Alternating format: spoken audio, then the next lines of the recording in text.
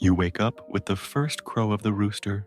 Like every day, your bones protest as you sit up from the straw mattress you share with your younger siblings. The chill of early morning seeps through the cracks in the mud and wood walls. The hut where you've lived your whole life only has a small window covered with a piece of oiled cloth that lets in a murky light. You rub your eyes as you try to find your way in the darkness. The familiar smell envelops you, a mixture of smoke, humidity, animal dung, and the perpetual pottage simmering slowly in the central cauldron.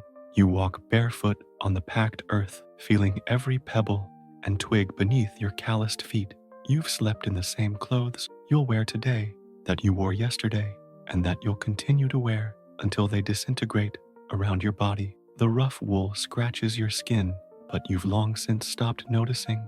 Your mother is already stoking the fire with a handful of dry twigs. You watch her gently blow on the embers, her prematurely aged face illuminated by the orange glow. She's only 35 winters old, but she looks 50. Pregnancies, incessant work, and chronic hunger have carved deep wrinkles into her face. The pottage bubbles weakly. Today it seems thinner than yesterday. Your mother adds a handful of shriveled turnips and some herbs she gathered at the edge of the woods. The reserves from the last harvest are dangerously low, and the next one is weeks away. This is the hungry season, as everyone calls it, when the granaries are almost empty and the new crops have yet to ripen. Your stomach growls with anticipation as you stare into the cloudy liquid. You know it won't be enough. It never is, but you've learned to live with that constant, empty feeling in your gut. Your father is coughing again in the corner. That cough that started with the autumn rains hasn't gone away with the arrival of spring. You've seen him spit up blood when he thinks no one is looking. Everyone pretends not to notice. What else can be done? The village healer gave him an infusion of bitter herbs, and your mother has been praying to Saint Agatha, patron saint of chest illnesses. Work in the fields doesn't wait for a man to recover. If you don't plow, you don't eat, and if you don't sow, there will be nothing to harvest when summer comes. You step outside, and the morning chill hits your face like a slap. The village is slowly waking up. 50 huts are scattered around a clearing in the forest, with a small stone church dominating the center. The bell tower is the only thing that rises above the thatched roofs. The metallic ringing of the bell marks the rhythm of your days since you were born. You've never been more than half a day's walk from that sound. Your entire world extends as far as you can hear those chimes. The sky is a leaden gray that threatens rain, a bad sign. If it rains today, sowing will be delayed, and every day of delay increases the risk that the grain won't ripen before the first frost. You see other peasants emerging from their huts with the same resigned expression on their faces. The lord of the manor has ordered everyone to work their land today. 3 days a week belong to the lord, 2 to the church, and only the remaining 2 days can you work your own plot, that small piece of land you cultivate, but that will never be yours. Before heading out into the fields, you stop at the stable attached to your cottage. There, your only cow greets you with a muffled lowing. The poor beast is as hungry as you are. You stroke its snout while giving it a handful of old hay. This animal is the family's greatest treasure. Its milk has kept your younger siblings alive through the winter. If it were to die, it would be a catastrophe.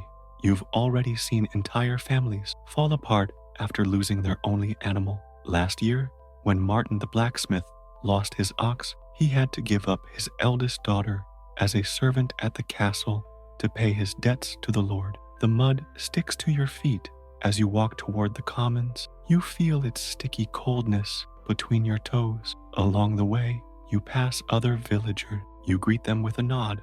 Not many words are necessary. They all know the routine. They all share the same existence. You see old Agnes gathering nettles by the path. Since her husband died last winter, she survives as best she can. No one helps her directly. No one can afford it, but everyone drops something at her doorstep from time to time. An egg, a piece of bread, a bunch of herbs. The same fate could befall your mother one day. The Lord's foreman is already in the fields when you arrive. He is a burly man with a whip hanging from his belt that he rarely uses, but whose presence is enough to maintain order. He organizes you into rows for sowing. The work is monotonous and exhausting. You advance slowly, bent over, making small holes in the ground with a stick, depositing the precious seeds one by one. Every grain counts. For every 5 you plant, 1 will be for you, 2 for the Lord, 1 for the church, and the last must be saved for the next sowing. If the harvest is poor, there won't be enough for all these purposes. The sun barely manages to filter through the clouds, but even so, you feel the sweat beginning to soak your shirt. Your back protests with every movement. Beside you, an old man murmurs prayers as he sows. Blessed Saint Barbara, protect us from the storms. Saint Isidore the farmer, give us a good harvest. You too pray silently, not because you are especially devout, but because it is the only thing you can do in the face of the forces that govern your existence, the weather, disease, hunger, the feudal lord, all of them as implacable as they are mysterious in their designs. At mid-morning, the parish priest appears at the edge of the field. He comes to remind you that tomorrow is a day of fasting, the eve of the feast day of a saint whose name you barely remember. Fasting. The word almost makes you laugh, as if your lives weren't already a permanent fast. But you nod obediently. The church is not questioned. She holds the keys to heaven, and after a life like yours, paradise is the only hope of rest. Besides, the parish priest is not a bad man. Last winter, when snow blocked the roads and hunger pressed harder than ever, he opened the church granaries to feed the needy. Not all priests would have done that. In the distance, you can see the Lord's castle perched on the hill. Its stone walls contrast sharply with the village's fragile huts. You've never been inside, but you've heard stories from the servants who work there. They speak of rooms lit with wax candles instead of simple resin torches, of meat dishes served every day, of clean clothes, and beds with sheets. It seems like a world as distant as the stars you gaze upon on clear nights. Sometimes, when the work is especially hard or hunger bites more acutely, you allow yourself to dream of a different life. But such thoughts are dangerous and fleeting. Your place is here, on this land, following the same furrows your father and grandfather plowed before you. The foreman orders a short midday break. You sink onto the damp earth, grateful for the moment of respite. From your cloth bag, you extract a hunk of hard, black bread. You break it with difficulty, using your calloused hands. It's as dense as rock and has a tangy taste, made from the remains of flour, mixed with bran and any other available grains. In better times, your mother would add rye or barley. In worse times, like now, there's more ground tree bark than real flour. You chew each bite slowly, savoring it as if it were the most delicious treat, because you know this is all you'll eat until nightfall. The water from the nearby stream quenches your thirst. As you drink, you notice the reflection of your face in the trembling surface. At 20, you already have the worn look of an older man. Your skin is tanned by the sun and wind, cracked in places. You've never seen yourself in a real mirror, one of those expensive objects they say they have in the castle. Your reflection has always been this rippling image in the water, or sometimes, on clear days, in the polished blade of your father's axe. A drop of rain falls into the stream, distorting your reflection, then another and another. Within minutes, a persistent drizzle begins to fall on the fields. The foreman frowns at the sky, but doesn't order the work to stop. The planting must continue, rain or no rain. You feel the moisture quickly penetrating your clothes. Soon you'll be soaked to the bone. The mud becomes stickier, making every step difficult. Your bare feet sink deeper, creating a sucking noise each time you lift them to move forward. You think of your little sister, Marthe, who has been coughing for days. She is only 6 winters old and has already survived longer than 3 of your siblings who died before turning 5. Every winter is a trial, every illness a mortal threat. Last year, the fever took 5 children from the village in less than a week. You remember the small coffins lined up in front of the church, so light that one man could carry them. Your mother lit tallow candles and prayed for days that Marta wouldn't be next. The rain is getting heavier. Through the curtain of water, you see a mounted figure approaching along the road. It's one of the Lord's guards. He's come to remind you that next Sunday you must pay the tithe to the church and the taxes to the castle, as if anyone could forget. A tenth of everything you produce for the church, plus whatever the Lord determines for his coffers. Last year, after the poor harvest, the Lord generously reduced the taxes, but there was still barely enough left to survive the winter. 3 families in the village had to abandon their lands because they couldn't pay. No one knows what became of them.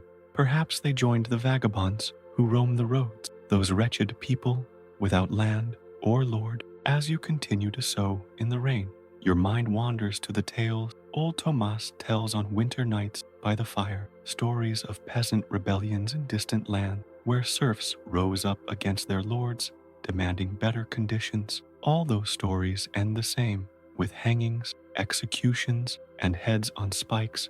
As a warning, some of the village's youth sometimes whisper about doing something similar, especially when famine is most severe or when the Lord increases the tributes. But these are just words in the wind. What could poorly fed, unarmed peasants do against trained, heavily armed knights? The work continues until the light begins to fade.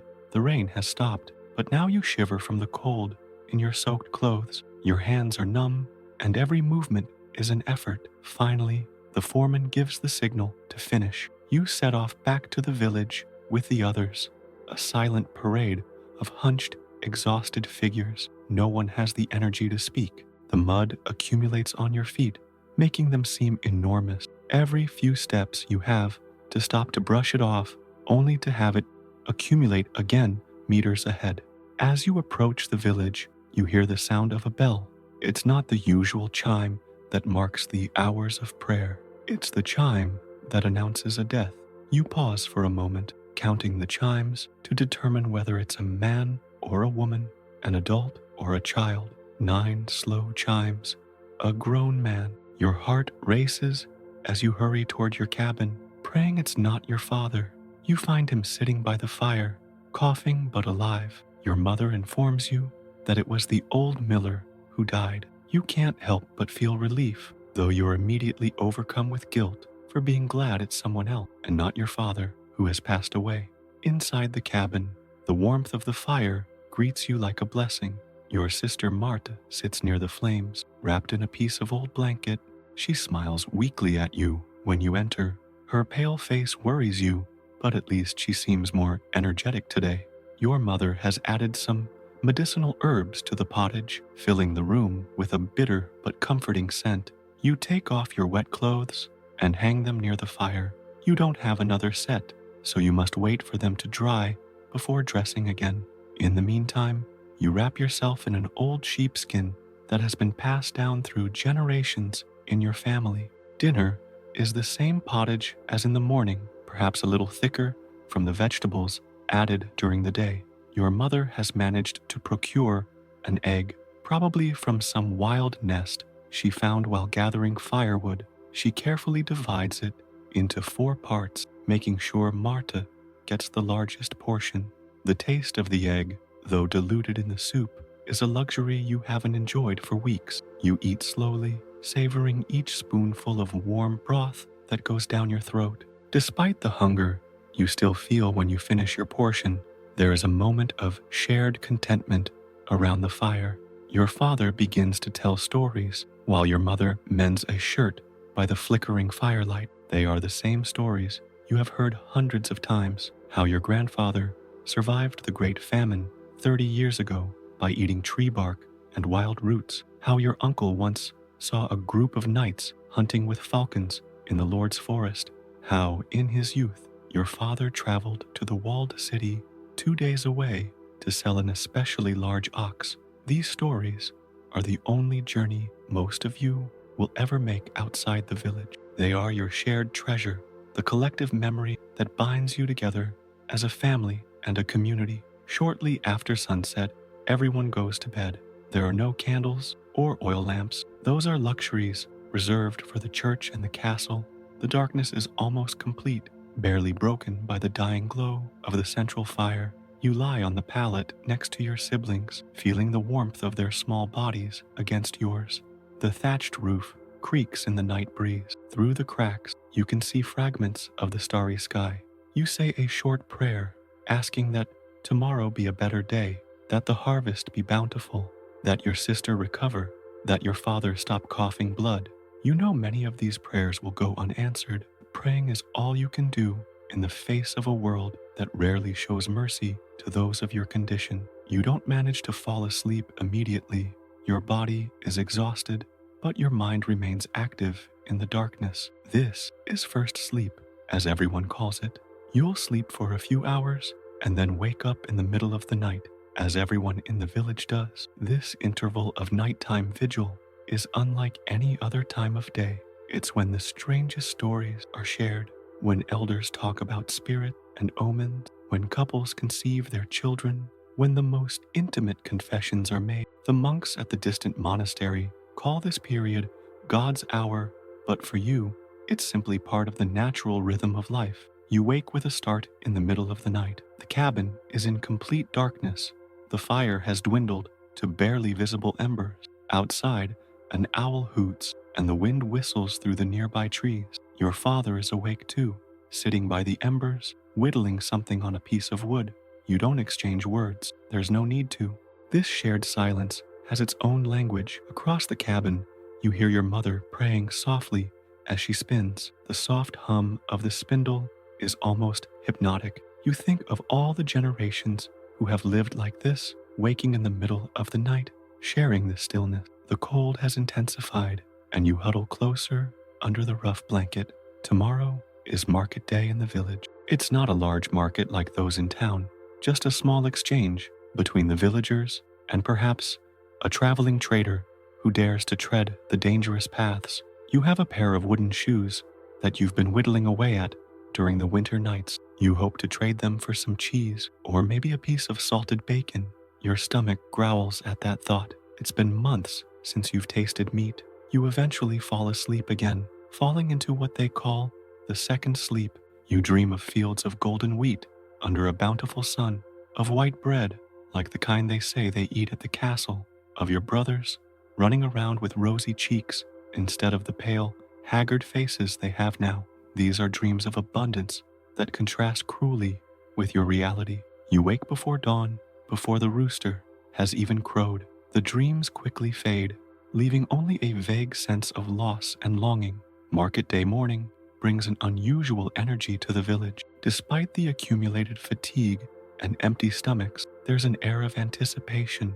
Even the children seem livelier as they help with the morning chores. Your mother has been making a small cheese with the meager milk your cow has provided during the week. It's a treasure you could eat yourselves, but you need seeds for your garden and perhaps a little salt if you're lucky. Trading is the only way to get what you can't produce. The market is set up in the open space in front of the church. There are no permanent stalls, just blankets spread on the ground where each family places their meager wares. Some offer eggs, others medicinal herbs gathered in the forest, woven baskets, rudimentary tools, and the skins of poached animals, something never mentioned out loud. The blacksmith is the only one with a specialized trade. His small forge is active all day, repairing farm tools and creating nails and simple hardware. More than a commercial event, the market is a social occasion, one of the few opportunities for the community to gather without the watchful eye of the overseer or lord. You are surprised to see a traveling peddler. It's not often they visit villages as small as yours, especially at this time of year when the roads are in terrible condition. He brings with him small wonders, metal needles, brightly colored ribbons, exotic spices whose scent you've never smelled before, small mirrors that reflect your face with a clarity that startles you. Everything is beyond the reach of what you can offer, but you enjoy simply looking at these objects from distant land. The peddler also brings news. He speaks of a new disease spreading through the southern villages, of a conflict between neighboring feudal lords, of a miracle that occurred at a distant abbey where a statue of the Virgin is said to have wept tears of blood. You manage to exchange your wooden shoes for a small piece of bacon and some turnip seeds. You feel satisfied with the deal, even though the man you bargained with clearly got the better deal. No matter. Everyone here knows that the next exchange could be the other way around. It's a system of give and take that holds the community together.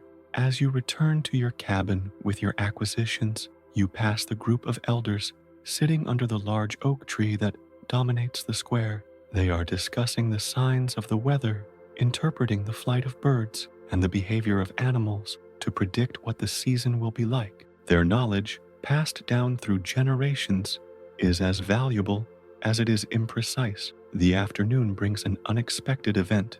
A messenger from the Lord arrives at the village with an announcement.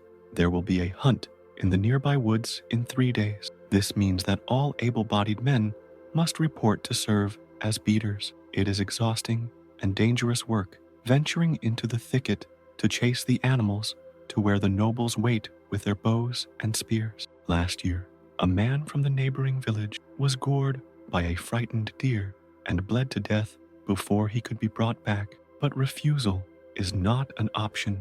The Lord's hunt takes priority over any work in the fields, even if it means delaying planting even further. The announcement generates murmurs of discontent that are only expressed when the messenger is already far away. Hunts always bring trouble. Fields are left untended. Frightened wild animals destroy crops as they flee, and sometimes nobles, in their excitement, ride directly onto sown lands without any consideration. Your father shakes his head in resignation. At least, he says quietly, sometimes they divide some of the meat among the beaters.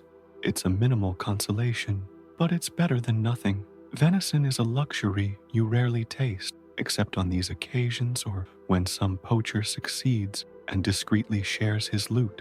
Back at home, your mother divides the bacon into tiny pieces, saving most of it for the next few days. A tiny fragment goes into tonight's pottage, just enough to give it a light, meaty flavor that makes the soup taste better than it has in weeks. As you eat around the fire, your father mentions that he's heard rumors about a group of peasants in a distant village who refused to pay tribute after a storm destroyed half their harvest. The Lord, it said, sent his guards, who burned several cottages as punishment. 3 men were hanged. The story creates an awkward silence. You all think the same thing.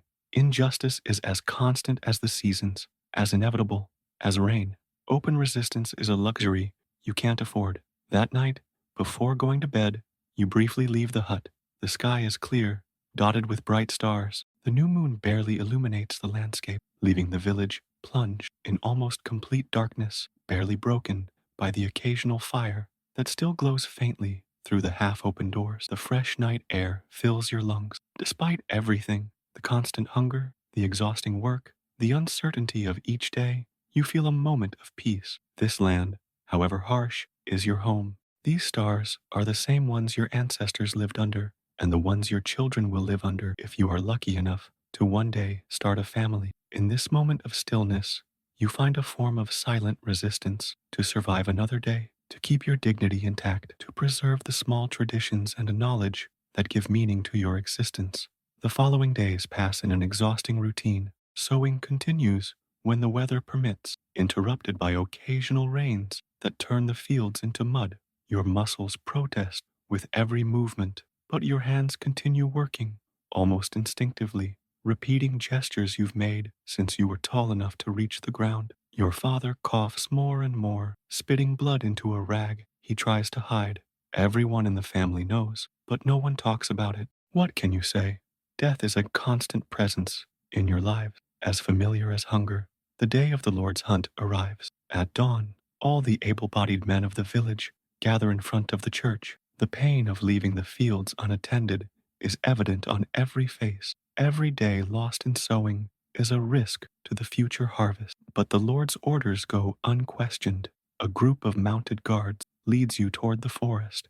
The horses are well fed and rested, a sight that contrasts cruelly with your emaciated and exhausted bodies. You are assigned a section of the forest along with 5 other men. Your job is simple but dangerous: to make noise into the thicket to scare the animals toward the clearing where the nobles wait. The forest is a forbidden place most of the time. It belongs to the Lord, and poaching is severely punished, sometimes with death. However, it is also a space of clandestine survival for the village. Everyone knows who ventures out to steal firewood or hunt small game when need becomes too pressing. It is a shared knowledge that is never openly mentioned. Today, as you advance through the trees, banging on trunks and shouting to scare away animals, your eyes automatically register the places where edible mushrooms grow, where wild beehives are, where certain birds nest.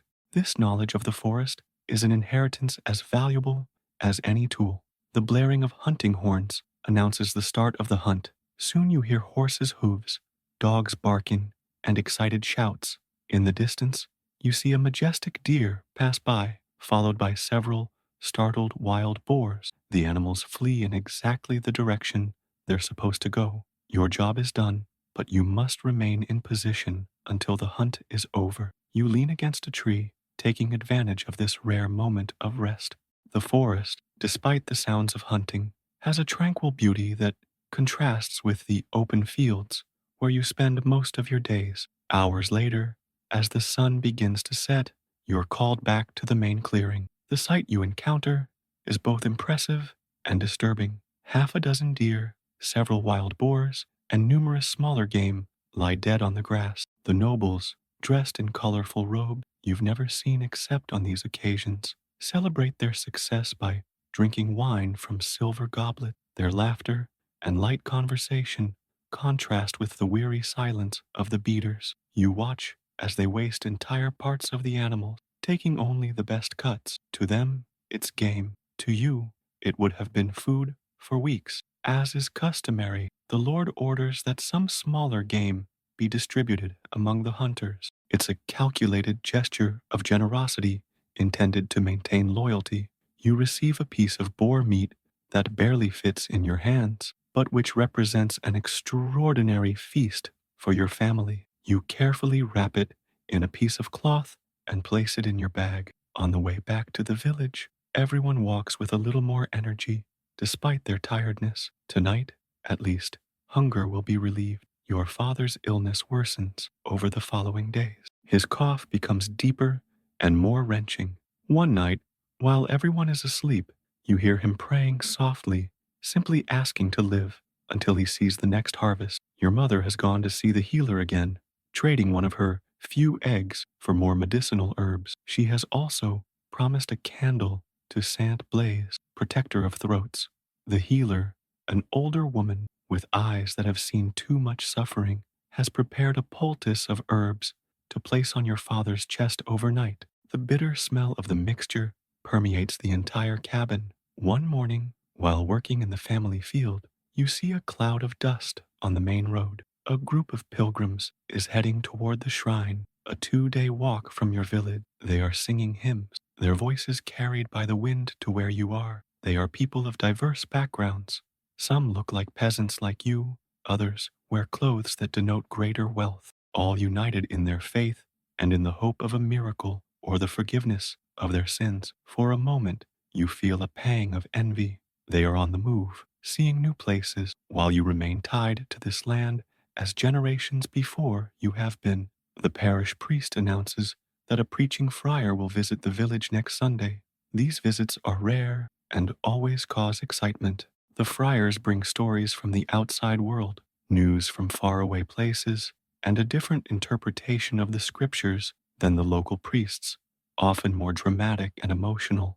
The last time a preacher came, he spoke of the end of the world with such conviction that several elderly women lay awake for days, convinced the last judgment was imminent. This time, rumors say the friar has come to warn of a new heresy spreading through distant lands. Few in the village truly understand what heresy means, but the word itself already causes unease. Spring advances, bringing warmer days and the first signs of promise in the fields. The tender shoots of wheat are beginning to emerge, small green specks against the dark earth. They are still fragile, vulnerable to a late frost or a violent storm. Each morning, as you head out into the fields, you examine these shoots with a mixture of hope and anxiety. They represent the difference between survival and extreme hunger. As you work, you mentally repeat the same prayers your father and grandfather have murmured for generations, prayers to specific saints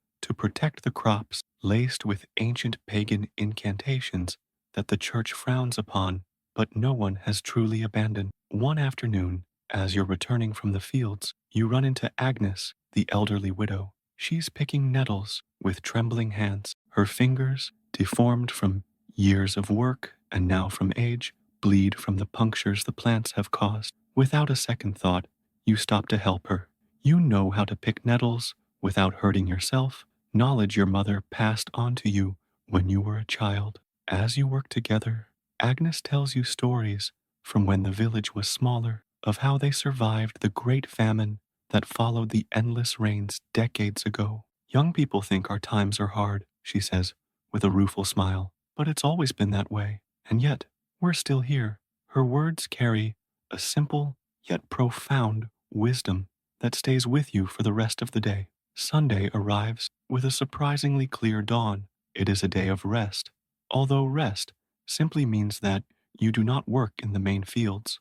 There are other tasks: repairing tools, tending the animals, preparing food for the week. But first, there is Mass. The entire village gathers in the small stone church. The interior is cold and damp, but lit by a few candles and the light that filters through the narrow windows. The friar preacher is a thin man with burning eyes and a powerful voice that echoes against the stone walls. He speaks of sins and punishments, of signs in heaven and on earth that herald difficult times. He mentions a terrible disease spreading in distant lands, a divine punishment for the sins of humanity. His words sow fear, but also a strange resignation. Catastrophes, such as famine or disease, are part of the natural order in a world fallen into disgrace. After the sermon, the friar blesses the sick who have gathered in front of the altar.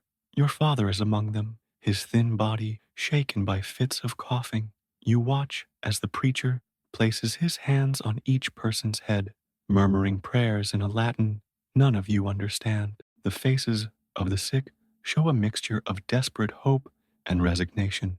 In this world of uncertainty, faith is often the only consolation available, the only explanation for constant suffering. When the friar finishes with your father, you notice a renewed sparkle in his tired eyes. Perhaps the blessing won't cure his illness, but it has given him something equally valuable: hope.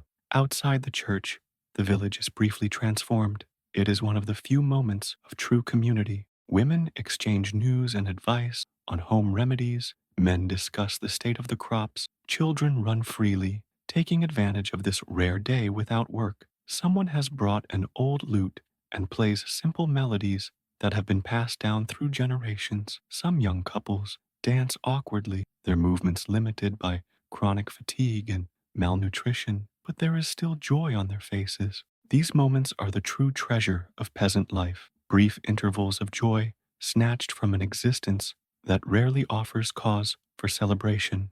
During the afternoon, you notice something unusual in the sky. A strange, reddish light tinges the western clouds. Although it is not yet sunset, the village elders observe the phenomenon with worried expressions. One of them, old Thomas, who considers himself knowledgeable in celestial signs, murmurs that it is an omen. The last time I saw a sky like that, he says, his voice cracking with age, was before the great famine, when the rain didn't stop for months and the crops rotted in the fields. His words generate an awkward silence among those listening. Superstitions and omens are an integral part of your understanding of the world. They are not simple ignorance, but attempts to make sense of a universe whose mechanisms are beyond your control or understanding. That night, as the family gathers around the fire for the last meal of the day, you hear a distant howl. Wolves normally don't come this close to the village, except in the harshest winters when hunger makes them reckless. Your father frowns, recalling that years ago, a boy from the neighboring village was attacked while herding sheep. The incident sparked a hunt in which 3 wolves were killed. Their carcasses hung on poles at the entrance to the village as a warning to others. The thin line between the human and wild worlds is another constant in your existence. The forest, a source of vital resources, is also a place of tangible and intangible dangers, home to creatures both real and mythological that populate the stories told during the long winter nights. The next day, work in the fields is interrupted by the arrival of a messenger from the castle. He brings news that shakes the community. The Lord has decided to increase taxes this year. He needs more resources to finance his participation in a military campaign for the king. For the peasants, this is tantamount to a starvation sentence. If it was already difficult to survive on the usual taxes, this increase means that many families will not have enough to make it through the coming winter. The messenger, accustomed to such reactions, remains impassive before the distraught faces. It's not his problem. He's just following orders. When he leaves, a heavy silence falls over the fields. No one speaks, but everyone is thinking the same thing. How will we survive? For the next few weeks, the village seems plunged into a grim resignation. The work continues because it must. The seasons wait no longer. The crops do not pause in their growth.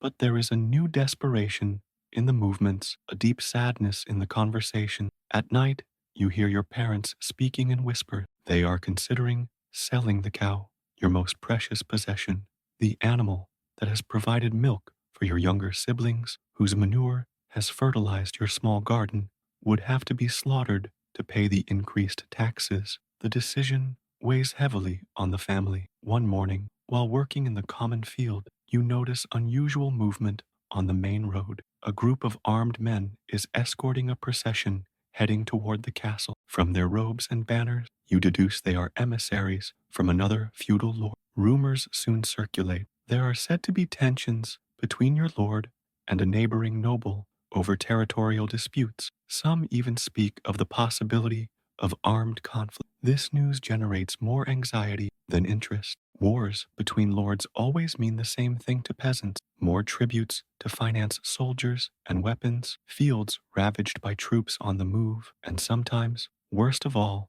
the forced recruitment of young men to serve as cannon fodder in battles that don't concern them. Summer approaches, bringing longer, hotter days. The fields have responded well. Despite the erratic rains, the wheat sprouts are now firm stalks swaying in the breeze. But a new threat appears. Small clouds of insects begin to appear over the crops. They are not the devastating locusts that travelers report have ravaged other regions, but they still pose a danger to the harvest. The entire village mobilizes in a desperate battle against these tiny enemies. You use smoke to drive them away, squashing any you can reach, and the parish priest organizes processions around the fields, sprinkling holy water and reciting prayers to ward off the pests. It is a characteristic combination of practical and spiritual measures, reflective of a world where the material and the supernatural are inextricably intertwined. Your sister Marthe has improved markedly with the arrival of warmer weather. Her cough has lessened, and her cheeks show a healthier color. It's one of the few reasons for joy in these difficult times. One afternoon, while you're collecting firewood at the edge of the forest, she accompanies you, excitedly pointing out the wildflowers and birds. You're amazed by her knowledge of plants. She's been learning from your mother, absorbing the traditional wisdom that women pass down through the generations. She shows you which herbs soothe toothaches, which ones reduce fever, and which are poisonous and should be avoided. In that moment, you understand that this knowledge, this intangible heritage, is as valuable as any tool or land. It's what has allowed you to survive as a community through the centuries. The news arrives one Sunday after Mass. War between your lord and the neighboring nobleman is imminent. The parish priest, visibly concerned, announces that all men between the ages of 16 and 40 must report to the castle for instruction. It's not yet a formal recruitment, but the message is clear. You must be prepared to take up arms if ordered. The idea of fighting in battle terrifies you. You are not a warrior. Your hands are made to hold a plow, not a sword or a spear. You have never struck another human being with the intent to harm. How could you kill someone in battle? But such worries are a luxury you cannot afford. If the order arrives, you must obey or face punishment for desertion. Your father, too ill to be considered useful in an armed conflict, takes you aside that evening. If you are called, he tells you, his voice weakened by illness, but firm in its resolve, always find a way to survive. There is no honor in dying for the quarrels of nobles. He hands you a small, carved wooden amulet he has carried since his youth.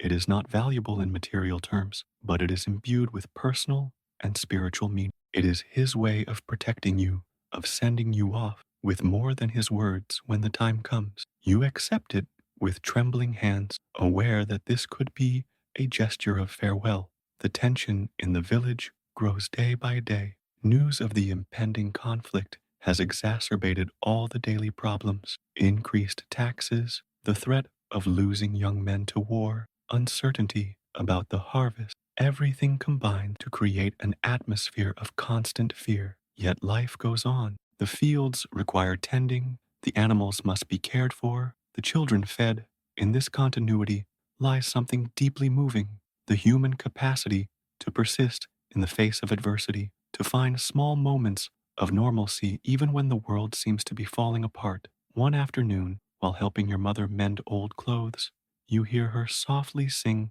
a lullaby she sang to you as a child. Her voice, though tired, carries a sweetness that momentarily transports you to simpler times. The news comes like a flash of lightning from a clear sky. Your lord has reached an agreement with the neighboring noble. There will be no war, at least for now. The relief that sweeps through the village is palpable, like a wave momentarily washing away the accumulated fear. However, this feeling is short-lived. The peace agreement comes at a price: additional tributes to seal the pact. Despair once again settles on everyone's faces. It's as if fate is playing cruel tricks on you, offering hope only to immediately snatch it away. Your family finally makes the painful decision. The cow, your most precious possession, must be sold to pay what is being demanded. The day of the sale is one of the saddest you can remember. Your mother strokes the animal one last time before you take it to the market in the neighboring village, where a livestock trader has come especially. Many other families have made the same decision. A silent procession of peasants with their cows, sheep, or goats heads down the dusty road. No one says much. Their lowered gazes and slumped shoulders say all that's necessary. When you hand over the rope that ties your cow, you feel as if a part of your family is going with it. The handful of coins you receive in return seems insultingly inadequate compensation for years of milk, manure, and companionship. With the money from the sale, your family can pay the taxes and acquire some essential supplies: salt to preserve food, a new knife to replace the one that broke during the winter, seeds for the garden. But you are all aware of the vulnerability you now face. Without the cow, you depend even more on the harvest. A bad year could mean not only hunger, but starvation. At night, you hear your little sister ask when the animal will return. Your mother can't find the words to explain that it will never return. Some sacrifices are too painful to verbalize, even when they are necessary for survival. Summer progresses, and with it, the crops ripen under the relentless sun.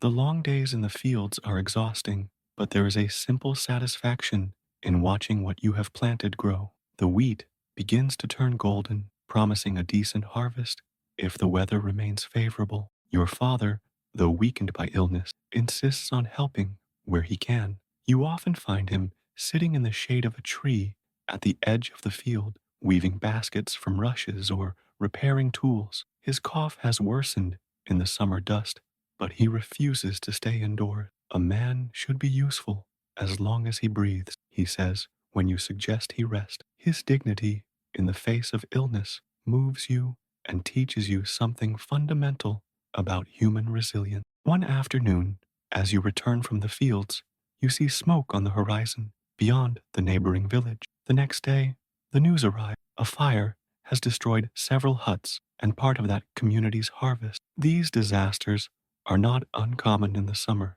when straw and dry wood can be ignited by a single spark. The village mobilizes to help. Some families offer temporary shelter to those affected. Others share what little they have. This solidarity is not mere altruism. It is a recognition of shared fragility. Tomorrow, it could be you who needs help. In a world where formal support institutions do not exist, community is the only safety net available. Harvest Day finally arrives. It is the most critical time of the year when the results of months of labor materialize. The entire village participates, even the elders and young children. Every pair of hands is needed. The field fills with reapers working in a coordinated rhythm, an ancient dance that has remained unchanged for centuries. The sickles cut through the golden stalks with a hissing sound that mingles with traditional harvest songs. The sun burns your backs, sweat soaks your clothes, and dust clings to your skin, forming a grayish crust. But no one complains. This is the moment you have lived for all year. As you work, you watch the sky anxiously. A storm at this time would be disastrous. The cut grain, exposed to the rain, could germinate or rot before being stored. Fortunately, the day remains clear. The sheaves are stacked on carts and taken to the communal granary and the Lord's storehouse. The distribution is as usual, part for the Lord as tribute, part for the church as tithe, seeds for the next season, and what's left to feed the village. At the end of the day, when the accounts are tallied, the reality is clear. The harvest is better than the previous year, but barely enough after the increased tributes. It will be another year of tight rations, another cycle of stretching food until the next harvest arrives. That night, however, there is a celebration. The Harvest Festival is one of the few occasions when the village truly celebrates. The Lord has sent a barrel of beer as a gift, a gesture calculated to maintain social peace. The parish priest blesses the harvest and reminds everyone to thank God for his bounty. The music, dancing, and storytelling continue until late. Even your father seems revitalized, sharing anecdotes of past harvests with the young people. For one night, chronic hunger, fear, and exhaustion fade into the background. It is a brief interlude of joy in a life marked by hardship.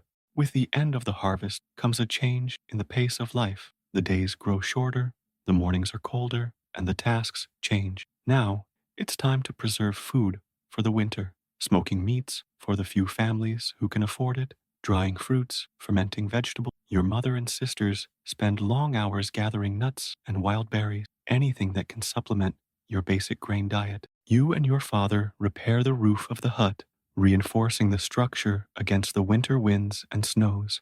Every family in the village does the same, a race against time, before bad weather makes these jobs impossible. Autumn brings its own challenges. The rains return, turning the paths into mud puddles that make movement difficult. The cold begins to infiltrate the cabin during the nights, causing everyone to huddle closer to the central fire. Your father can no longer hide his deteriorating health. His cough is almost constant now, and he has grown so thin that his clothes hang on his body like a scarecrow's. Still, he refuses to give in to the illness. Each morning, he rises with the rest of the family, performing whatever tasks his weakening body allows. His determination is both inspiring and heartbreaking to witness. One cold morning in late autumn, he doesn't get up.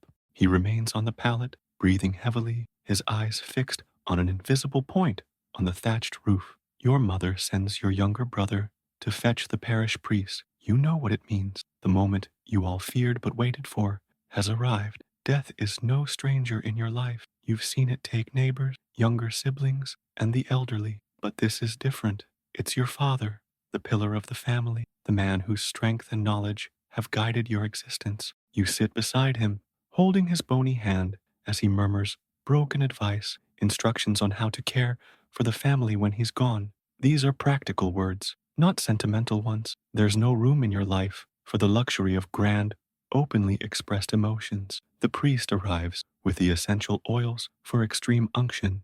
The small hut fills with the scent of incense, a strange and solemn aroma that rarely penetrates your home. Latin prayers echo off the mud walls, words incomprehensible but charged with power. Your father receives the last rites with his eyes closed, his breathing becoming shallower. The family gathers around, silent witnesses to this final step. There are no doctors, no medicines that can alter the natural course. Only this ancient ceremony, this spiritual consolation that promises that even if earthly life ends in suffering, there is another existence waiting, free from pain and hunger, for people whose life has been a constant struggle. This promise is the greatest possible consolation.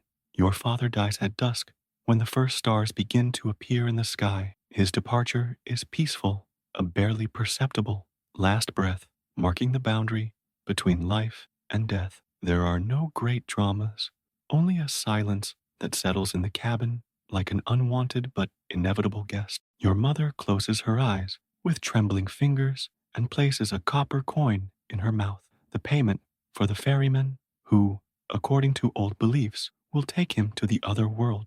It is an ancient custom that the church disapproves of but tolerates, a vestige of pagan beliefs that persist, interwoven with the Christian faith in this rural world. The burial takes place the next day. There is no coffin. Few peasants can afford such a luxury. The body, wrapped in a simple cloth, is carried by you and other men from the village to the cemetery next to the church. The grave has been dug.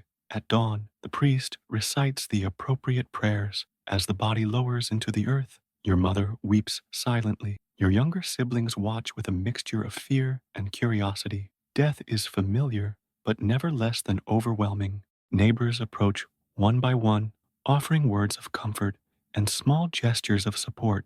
A loaf of bread, a handful of vegetables, promises of help with the heavier tasks in the days to come.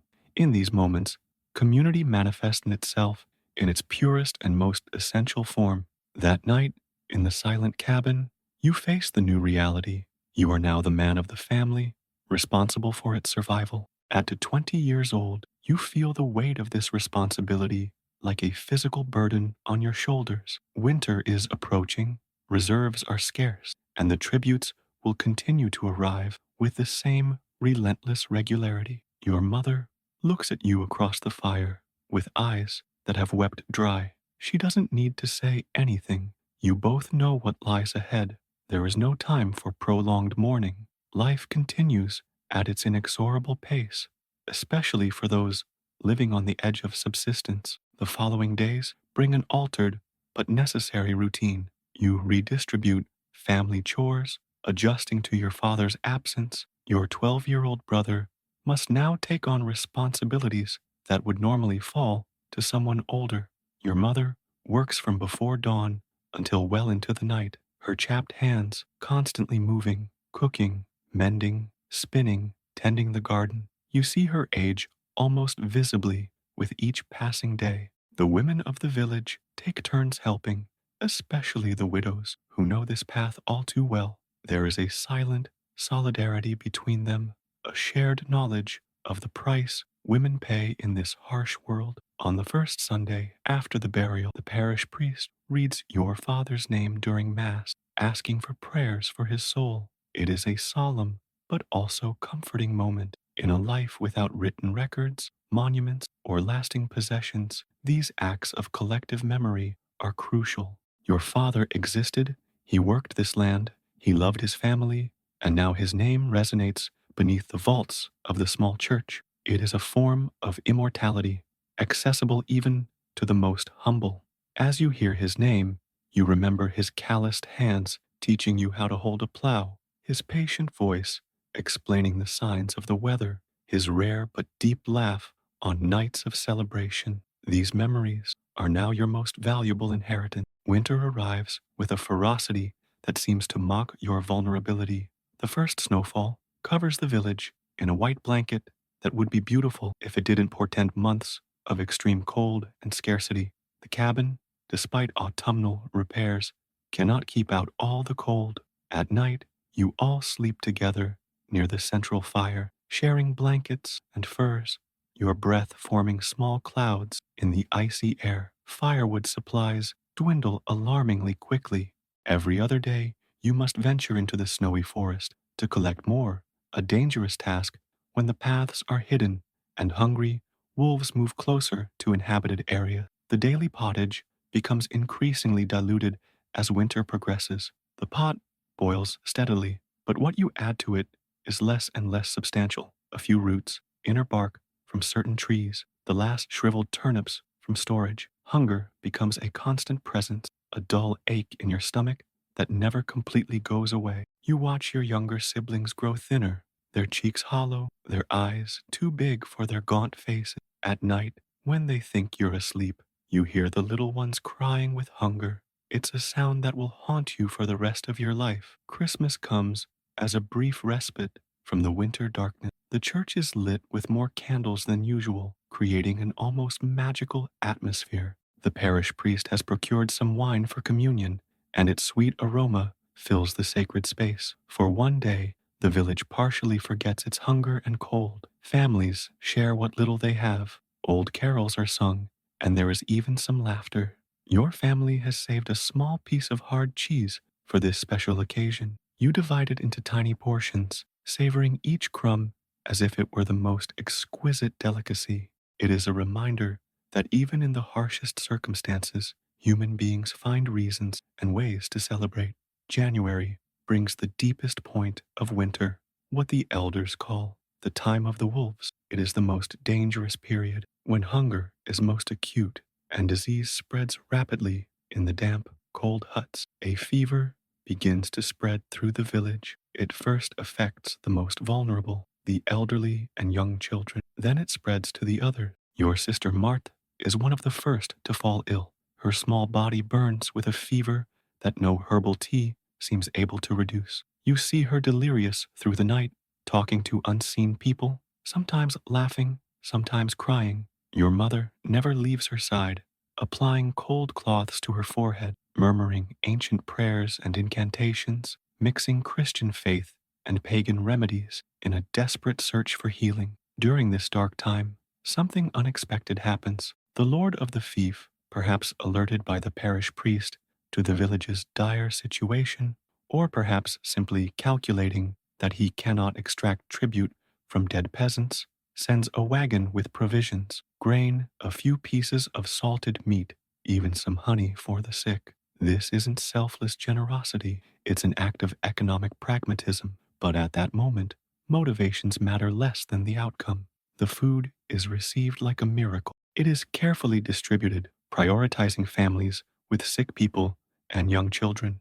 Your family receives a ration that, though modest, allows for more substantial meals to be prepared for several days. Martha slowly begins to improve. Her fever subsides, and one afternoon, she surprises you by asking you to tell her a story, a sign that her spirit is returning. February advances with slightly longer days, small promises that spring will eventually arrive. The village has survived the worst of the winter, though not without losses. 3 elderly people and 2 young children couldn't resist the fever. Their graves will have to wait until the ground thaws to be dug properly. In the meantime, the bodies rest in a cold shed, preserved by ice.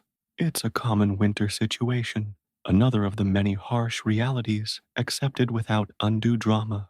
Life and death coexist with a proximity that would be unbearable if you allowed yourself to reflect on it too much. One morning, you notice the first unmistakable sign of approaching spring, tiny green shoots emerging through patches of melting snow. They are only wild grasses, but their appearance marks a psychological turning point. You survived another winter. Soon, a new cycle of sowing, growing, and harvesting will begin. The taxes will continue to be excessive, the work will continue to be exhausting, and hunger will remain a frequent companion. But there is a deep satisfaction in this continuity, in this shared resilience. As you observe those tiny green shoots, you think of your father and all the previous generations who have lived through this same cycle, facing the same challenges with the same quiet tenacity. You realize then that this is the true peasant heritage, not land or possessions, but the ability to persist, to find dignity and moments of beauty even in the most adverse circumstances.